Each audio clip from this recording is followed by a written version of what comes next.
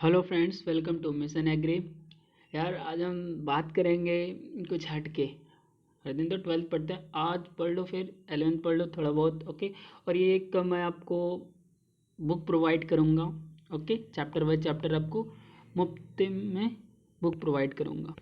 आपको कोई भी रुपया नहीं लगेगा और कुछ नहीं लगेगा, और फ्री में आपको बुक चैप्टर बाय चैप्टर्स आपको मिलेंगे और मैं प्रोवाइड करूँगा ये मिशन एग्री की तरफ से। ओके गाइज, तो इतना कुछ और भी बहुत कुछ मैं करने वाला हूँ इसमें, और 11th के लिए भी बहुत कुछ करने वाला हूँ। तो वो जो है नेक्स्ट ईयर से 11th 12th तो चलेगी ही, लेकिन इस ईयर भी मैं 11th और 12th को लेके धीरे धीरे चल रहा हूँ, और नेक्स्ट ईयर जो होगा उसमें हम लोग रेगुलर चलेंगे। तो मैं बात कर रहा हूँ क्लास 11th का, जो मैं लेक्चर फर्स्ट लिया था। फिर मैं यार क्या होता है ना, मैं बहुत सारा वीडियो डालता और इस साल से स्टार्ट करता, लेकिन आप लोग ना ही लाइक आता था, ना ही सब्सक्राइब आते थे, ना ही शेयर करते थे, तो इसीलिए मैं थोड़ा कम वीडियो डालने लगा। लेकिन मैं फिर से आप लोग के लिए फिर से एक बार कोशिश ज़रूर करना चाहूँगा, और मैं आप लोग को दिखाना चाहूँगा कि बुक आप लोग का 11th का आप लोग देख पा रहे हो। ये रहा आपका फर्स्ट चैप्टर, कृषि का परिचय एवं मौसम विज्ञान और कृषि की परिभाषा एवं कृषि का संक्षिप्त इतिहास। ये हमारा 1.1 हुआ फर्स्ट चैप्टर का। ओके, और इस प्रकार हम सारे के सारे खत्म करेंगे, और फर्स्ट लेक्चर में हम उत्तर वैदिक काल वहाँ तक हमने खत्म कर चुका था।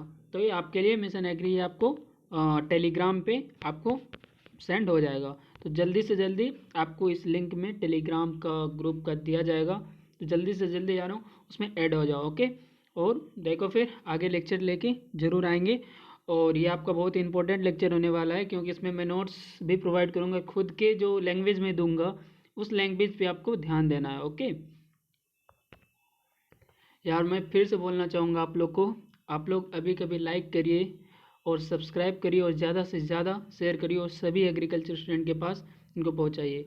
ठीक है, ठीक है गाइज, तो देखते हैं। इस पे हमने बात कर रखा था, इस पे भी हमने बात कर रखा था, और इनके साथ साथ पाक वैदिक काल प्री वैदिक पीरियड, इस पे भी हमने बात कर रखा था, और वैदिक पीरियड पे भी हमने बात कर रखा था। ओके, और इनके साथ साथ हम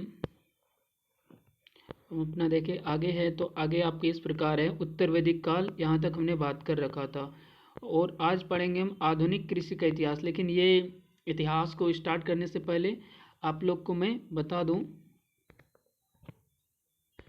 आप लोग देख रहे हो ये है फर्स्ट चैप्टर। इसमें मैंने इस पे जो बात कर रखा था, और इस पे मैं बात आगे भी कर रहा था, तो इस पे मैं आपको एक शॉर्ट रिवीजन आपको कर रहा हूँ। ओके, और इनके लिए मैं एक ब्लैंक पेज लूँगा अभी।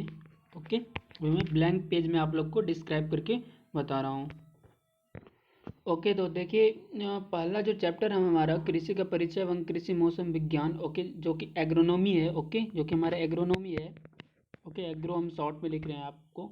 ओके, देखिए इसमें जो है एग्रीकल्चर, आप लोग जानते हो एग्रीकल्चर, एग्री और कल्चर, एग्रीकल्चर। ओके, सॉरी थोड़ा ख़राब होगा राइटिंग। ओके, ये दो जो है दो शब्द से लिया गया है, मैं बताया था, एक एगर और एक और शब्द से लिया गया है जिनको बोलते हैं कल्चर। ओके, CULTURA है और ये AGER है। ठीक है गाइस, तो ये एगर और कल्चरा, ये दो शब्द से जो है एग्रीकल्चर को लिया गया है।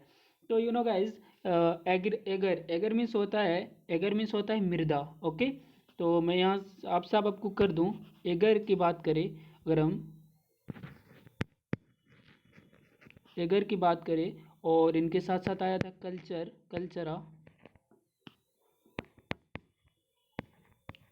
कल्चर आया था, और ये दोनों जब हुए थे ये हमको एग्रीकल्चर दिया था।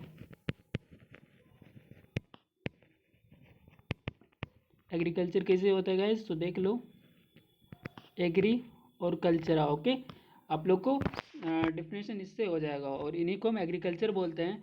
और यू नो गाइस, एग्रीकल्चर जो है, एग्रीकल्चर ये जो आप एगर देख रहे हो, इनका मतलब होता है मृदा,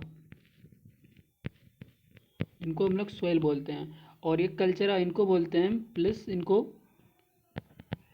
जोतना बोलते हैं। ओके, कल्चर करना, कल्चरा। ओके, ये होता है। और यू नो गाइस, ये दोनों के मिलन से जो है एग्रीकल्चर बनता है। ओके, ये दोनों के मेल से एग्रीकल्चर मिलता है।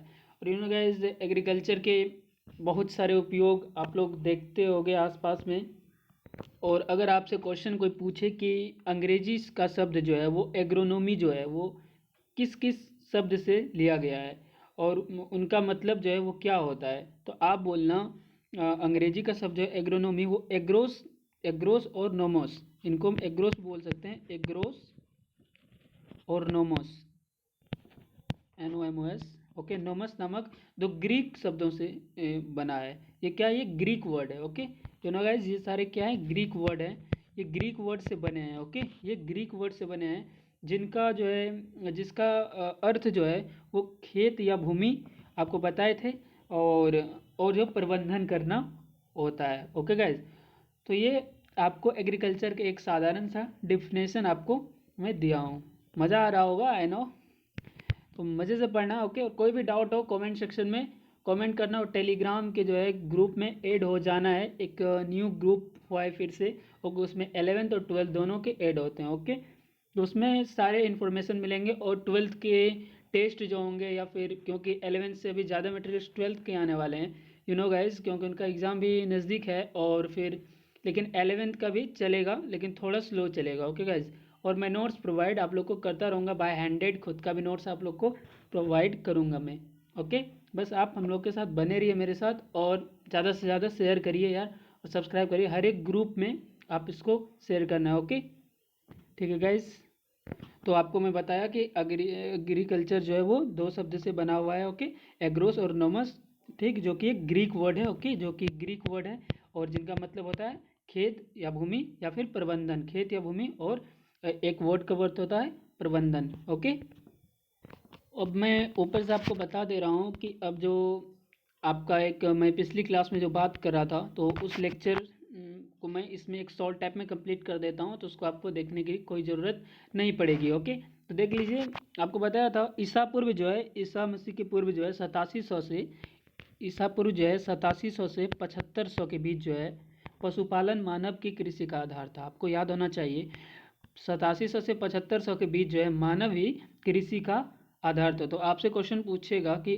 कृषि का मानव जो है कृषि का आधार कौन सी ईस्वी में था, तो आपको बोलना है ईसा पूर्व 8700 से 7500 ईस्वी में। ओके, ये BCC में पूछे जाते हैं। ओके, और मैं बता दूं BCC का भी प्रिपरेशन आपको 20 ऑफ फरवरी को आपको स्टार्ट हो जाएगी। ओके, इसीलिए मैं बोल रहा हूँ आप मेरे साथ बने रहो, और टेलीग्राम पे ऐड होना नहीं भूलो। ओके यार, ठीक है, चलो अब दूसरा पॉइंट आपको बता देता हूँ, एक बहुत जो कि बहुत ज़्यादा इंपॉर्टेंट, देखो जितना भी मैं बता रहा हूँ इसको आप VVI लेके चलो, इनको आप VVI मानते चलो। ओके, वेरी वेरी इंपॉर्टेंट है। ओके, तो यार देखो, मैं नेक्स्ट पॉइंट आपका बता रहा हूँ।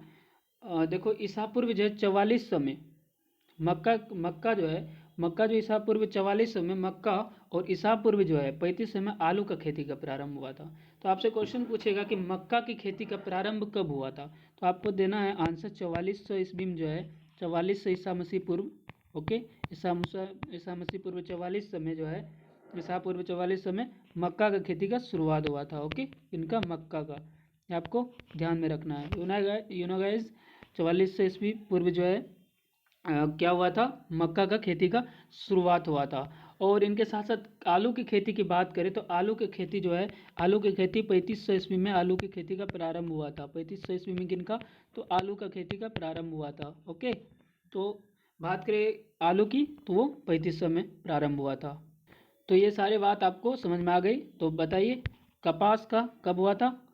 आपको अभी पता है कपास, सॉरी अभी मक्का का बताए, तो मक्का कब हुआ था, 4400 ईसा मसीह पूर्व, और आलू की बात करें तो वो 3500 ईसा मसीह पूर्व। ओके गाइस, अब देखिए, अब आगे आता है कि ये तो हुआ, अब चना सरसों और कपास की बात करें, तो ये जो चना सरसों और कपास, बात करें चना प्लस सरसों प्लस कपास, एक मिनट इनको मैं बड़ा कर दे रहा हूँ। ओके, देखो चना सरसों और कपास जो है, इनकी खेती की शुरुआत कब हुई थी गाइज, तो इनकी खेती की शुरुआत जो है ईसा मसीह 2300 ईस्वी से पूर्व हुई थी। ईसा मसीह 2300 ईस्वी पूर्व। ओके, ये ध्यान में रखना। ओके गाइज, बहुत ही इंपॉर्टेंट है। ओके, मज़ा आ रहा होगा। अब देखो यार, अब आगे बात करें तो ईसा पूर्व जो है 2200 में धान की खेती का भारतवर्ष में शुरू हुई थी। तो धान का जननी कौन है? जननी किनको बोलेंगे यार? उनको हम भारत को ही बोलेंगे। ओके यार, तो मैं बात कर रहा था कि धान की खेती का भारतवर्ष में कब शुरू हुई। तो धान की खेती के भारतवर्ष में जो शुरू हुई वो 2200 में, ईसा पूर्व 2200 में शुरू हुई। ओके यार, मैं ईसा पूर्व नहीं लिख रहा हूँ तो आप लिख लेना। ओके, तो यार बहुत इंपॉर्टेंट पॉइंट्स मैं अभी बता रहा हूँ, जहाँ तक मुझे याद है मैं आपको बता रहा हूँ। ओके, तो आपको कितना मैं बताया हूँ अभी तक? मैं बताया एग्रीकल्चर के बारे में। ओके, मैं एक लास्ट जाते जाते मैं रिवीजन आपको करवा दूंगा। ओके, तो लेकिन अभी हम ये करते हैं फ़िलहाल। ओके, तो को मैं आगे भी इसमें चलूँगा, ये नहीं है कि इसमें मैं बता रहा हूँ सिर्फ आपको जो पिछले लेक्चर में पढ़ा था, मैं आगे भी बढ़ रहा हूँ, आपको ये ध्यान में रखते हुए चलना चाहिए। ओके, चलो यार आगे बढ़ते हैं। तो देखो, वैदिक काल की कृषि की सबसे बड़ी देन क्या थी? अगर पूछा जाए तो बोलना वैदिक काल कृषि की सबसे जो है वो बड़ी देन वो लोहे की थी। ओके, और लोहे की आविष्कार कब हुआ? लोहे का आविष्कार कब हुआ? लोहे का आविष्कार कब हुआ गाइस? तो लोहे का आविष्कार जो है 1400 में हुआ था। ईसा मसीह 1400 में हुआ था, ईस्वी में। 1400 ईस्वी में जो है आपको लोहा का जो है खोज किया गया था। ओके, तो वैदिक काल की कृषि की सबसे बड़ी देन क्या थी? लोहे की खोज, जो ईसा पूर्व 1400 में हुई थी गैस, ईसा पूर्व 1400 में।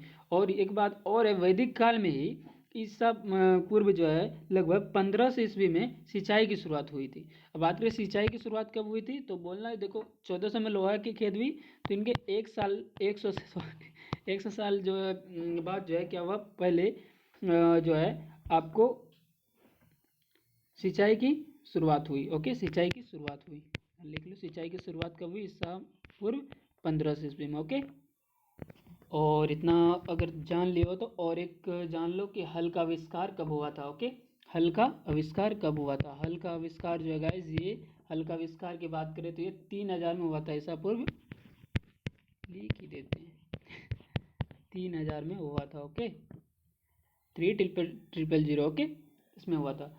ओके गाइज, तो ये वह आपका जो है बहुत ही शॉर्ट नोट्स टाइप। ओके, और एक क्वेश्चन मैं आपको बता देता हूँ जो कि बहुत बहुत ज़्यादा इंपॉर्टेंट है। ओके, और कहीं क्वेश्चन है कि बनावट की दृष्टि से जो है अगर क्वेश्चन पूछा जाए कि मानव के मूलतः शाकाहारी होने के पक्ष में जो है कुछ बोलने आपको बोला जाए, तो आप बोलना यार देखो, मानव जो है मानव जो है वो मूलतः जो है शाकाहारी होता है, लेकिन जो वो शारीरिक पोषण के लिए, जो न्यूट्रिशन के लिए, शारीरिक न्यूट्रिएंट्स के लिए जो है वो अपने जो है शारीरिक पोषण के लिए उपलब्ध भोज्य पदार्थ जो कि वनस्पति होता है, ओके, वनस्पति होता है या फिर मांस होता है, ओके, या फिर मांस होता है, ओके, इस सब का ग्रहण करता है यार। ओके, ये सबको लेता है। क्यों लेता है? क्योंकि वो देखो यार, एक तो मानव तो शाकाहारी प्रवृत्ति का मानव जीव है, लेकिन ये शारीरिक पोषण के लिए उपलब्ध भोज्य पदार्थ जो कि वनस्पति या मांस दोनों का उपयोग करता है। तो इनका आंसर आपको बस इतने ही लाइनों में दे देना है। ओके गाइस,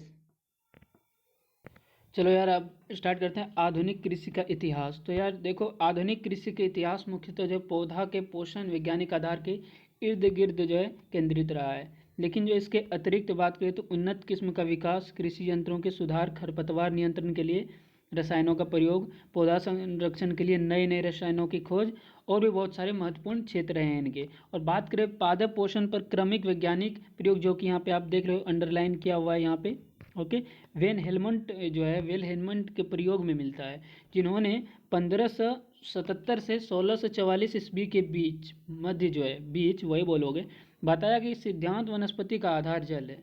सिद्धांत वनस्पति का सिद्धांत जो है, वनस्पति का आधार क्या होता है यार?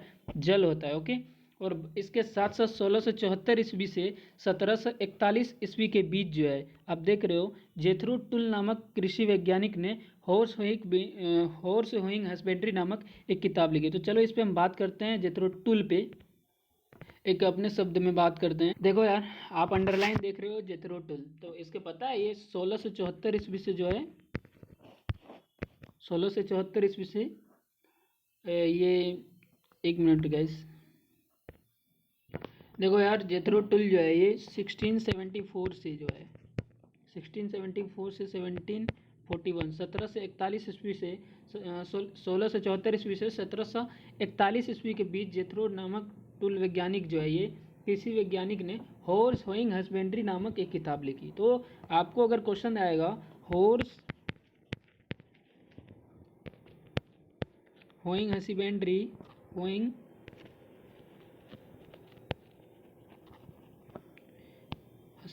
नामक पुस्तक किसने लिखी, ओके। तो यू नो गाइस, आपको आंसर देना है, इसका आंसर आपको देना है जेथरो टुल। आपका आंसर क्या हो जाएगा, ये हो जाएगा, ओके।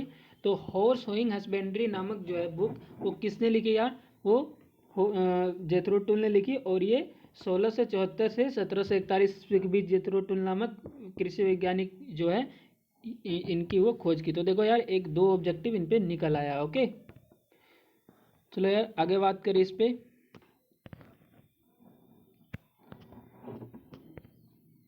जेथरो टुल के जो प्रयोगों के आधार पर सीड्रिल और जो है घोड़ा चलित कल्टीवेटर निर्माण हुआ। तो इसके जो है इनके प्रयोग के आधार पर किनका निर्माण हुआ यार, सीड्रिल और जो घोड़ा चलित जो होता है कल्टीवेटर, उनका घोड़ा चलित कल्टीवेटर, ओके, उनका निर्माण हुआ, ओके गाइज।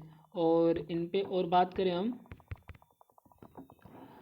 जेथरो टुल की परिकल्पना थी कि वो पौधे मिट्टी के जो है अत्यंत महीन कण भोजन के रूप में ग्रहण करते हैं। तो जेथरो टुल कहना चाहते थे कि मिट्टी जो है कि मिट्टी के अत्यंत महीन कण जो है वो भोजन के रूप में ग्रहण करते हैं पौधे। मिट्टी के जो है महीन कण होते हैं, ये ग्रहण करते हैं क्या, ये ग्रहण करते हैं पौधे, ओके।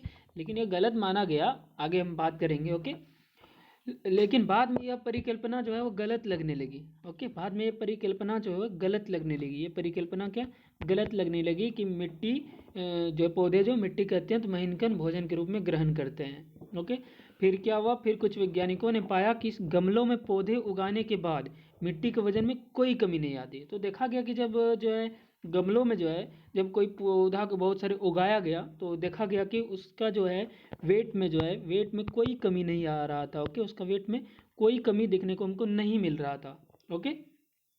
और मैं बता दूं कि पादप पोषण जो है प्लांट न्यूट्रिशन के क्षेत्र में जो है इनके एक साथी थे जो जस्टिन वन लाइविक थे, ओके, ये भी थे, ओके। तो उस पर हम आगे बात करेंगे। तो ये जेथरो टुल पे इतनी चर्चा आप समझ गए कि 1674 से 1741 ईस्वी के बीच जो है जेथरो टुल नामक कौन सी पुस्तक लिखी है, बताओ बताओ। देखो यार, हॉर्स होइंग हस्बेंड्री नामक एक किताब लिखी थी और उनके प्रयोग के आधार पर जो है सीड्रिल और घोड़ा चलित कल्टीवेटर, ये दोनों का निर्माण हुआ था। और जेथरो टुल की परिकल्पना क्या थी यार, इसकी परिकल्पना थी जो कि गलत साबित हुई कि पौधे जो है मिट्टी के अत्यंत महीन कण भोजन के रूप में ग्रहण करते हैं, जबकि ये ऐसा नहीं होता यार।